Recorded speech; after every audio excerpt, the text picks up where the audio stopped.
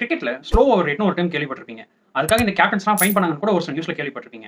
அப்படின்னா என்ன? அதோட இம்பார்ட்டன்ஸ்லாம் என்னன்னு இந்த வீடியோல பார்ப்போம். மத்த ஸ்போர்ட்ஸ் மாரி கிரிக்கெட் ஒரு டைம் வேஸ்ட் கேம் கிடையாது. 2 டீம் அவங்க இன்னிங்ஸ் ஆடி முடிச்சா தான் கேம் முடியும். Already field change, TRS, wicket வந்தா பேட்ஸ்மேன்ஸ் சேஞ்ச் ஆகுறது, ட்ரிங்க்ஸ் பிரேக், அப்புறம் இந்த ரன் அவுட், பவுண்டரி போனா அதுக்காக ரிப்ளேஸ் பார்க்கறது நிறைய டைம் டிலேஸ் இருக்கும். இது கூடவே இந்த பிளேயர்ஸும் டைம் வேஸ்ட் பண்ணாங்கன்னா, அது ஓவரால் கேம் டைம் இன்கிரீஸ் பண்றது மட்டும் இல்லாம broadcasting cost, electricity charges, umpire ஃபெட்டிக், match பார்க்க வர ஆடியன்ஸ் திரும்பி போறதுக்கான பப்ளிக் டிரான்ஸ்போர்ட் ஃபெசிலிட்டி எல்லாத்தையுமே அஃபெக்ட் பண்ணும்.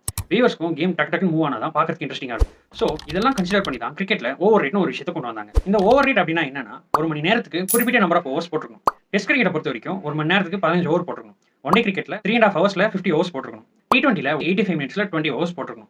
இந்த ஐபிஎல்ல 2 ஸ்ட்ராட்டஜிக் டைம் அவுட் 2.5 நிமிஷம் இருக்கிறதுனால மொத்தம் 90 மினிட்ஸ்ல 20 ஓவர்ஸ் போட்டுருக்கணும். அப்படி குறிப்பிட்ட டைம்க்குள்ள இவ்வளவு நம்பர் ஆஃப் ஓவர்ஸ் போட்டு முடிக்கலனா அதை தான் ஸ்லோ ஓவர் ரேட்னு சொல்லுவாங்க.